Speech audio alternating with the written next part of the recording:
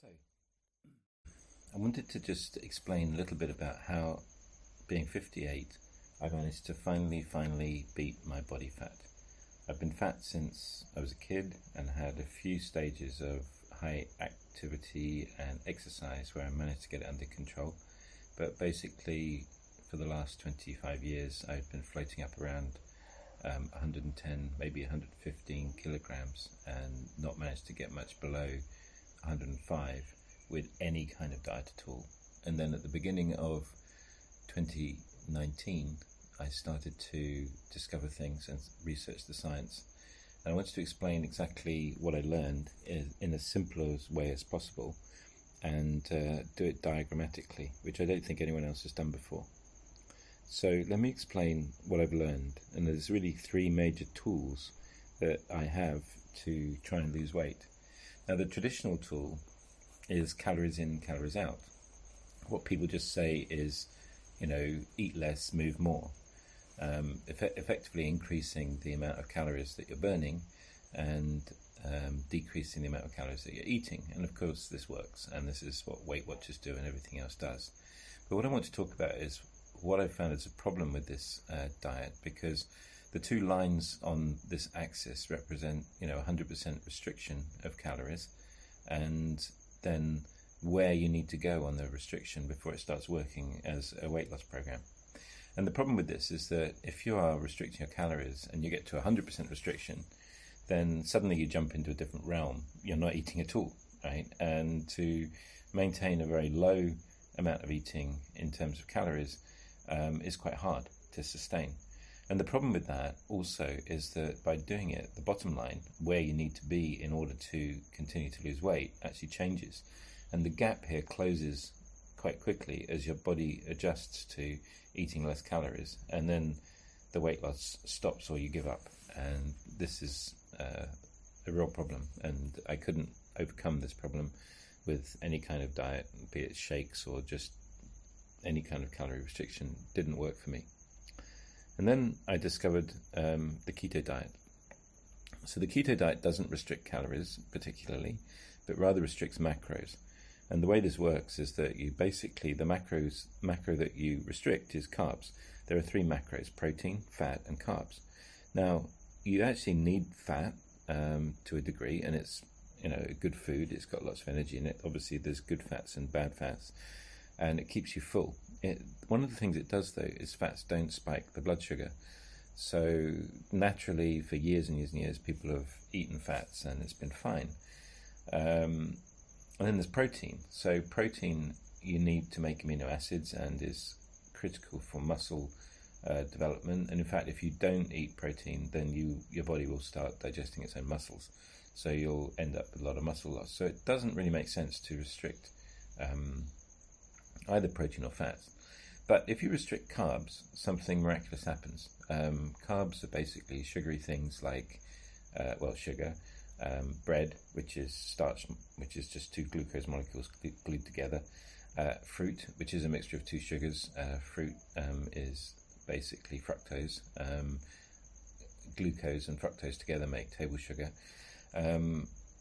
Your body needs glucose, just like it needs amino acids from protein. But the interesting thing about the body is that it can make glucose from protein. So there's not so much naturally occurring carbs in the world, and our bodies actually can make the sugars we need. So it's possible to restrict the carbs, and in fact we have so many rice, potatoes, pasta, skimmed milk, all these things that are just full of carbs that are kind of not that natural, and a kind of meat and veg diet would restrict the carbs completely. But the problem with this diet is that it's got quite a narrow range. You have to go way down, like less than 20 grams a day, in order to actually reduce the carbs enough to trigger the weight loss. But the way that the weight loss is triggered is not about calories in, calories out. It's about the hormonal balance of your body. So by restricting the carbs, you stabilize your blood sugar. And when you stabilize your blood sugar, then that keeps your insulin stable. And insulin is actually the switch inside the body that says you either store fat or you burn fat. So if you have more than 20 grams of carbs a day, typically what's going to happen is your body's going to switch into burning carbs if you have more than 20 grams of sugar a day, then it'll be storing glucose as fat. And if you have less than 20 grams, then the insulin levels will be low, and that means that your body will switch to burning fat instead of storing fat. So it's the switch. It takes a few days to switch over, sometimes a week for some people if they're insulin resistant. So this is a magic zone, which is called being in ketosis. And so the nice thing about this is if you look at the lines again, if you can imagine the restriction to 100% of carbs, you can actually carry on as long as you like, restricting that 100%.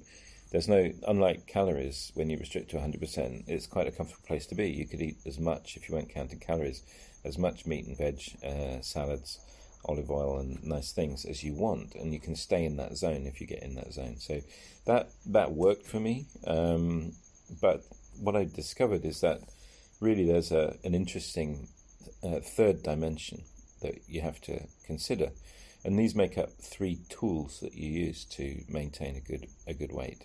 So the map, if you like, of these 2 tools, first of all, is obviously a square. So let's think about this in 2 dimensions just now. And if we had no restriction at all, obviously what you're going to do is live in this making fat zone. And this is what I did for ages, no restrictions at all. So basically you just balloon up, you make fat, you get heavier and heavier until the work involved in carrying all that 20, 25, 30 kilos of extra weight around increases your basal metabolic rate, the amount of energy you burn to match the food that's coming in, and at some stage you kind of stabilize being a fat little tubby.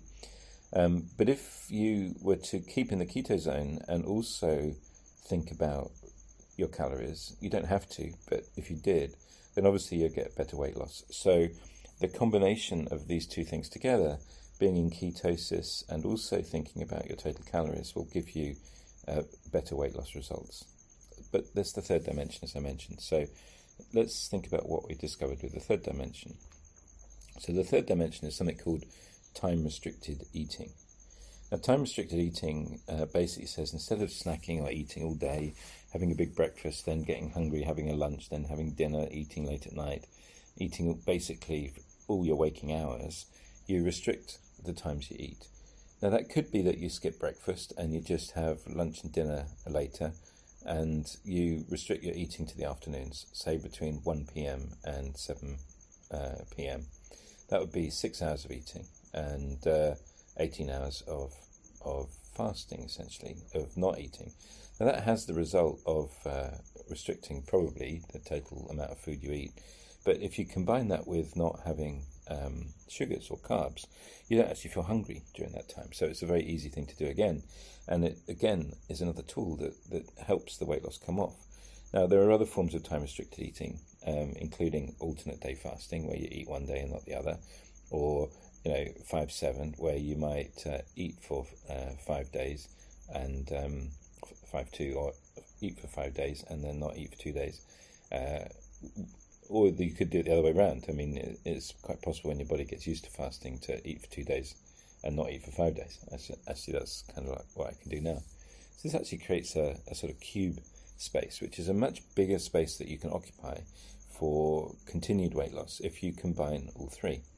But you mustn't get into the fatty zone. So if you pig out and have lots of calories, make sure they're not carbs. And likewise, with time, if you want to pig out on a big thing, you've just got to stay outside that making fat zone. And the nice thing that I've discovered is by using all 3 of these tools together, there's actually a much bigger space where if you stay in this big space, which it exists sort of to the back of the cube, where you're doing time-restricted eating, you're mostly doing keto, you don't really worry too much about the calories, but you care about the calories. If you overdo the calories one day, then maybe you fast the next day, and you keep your brain in that sort of place.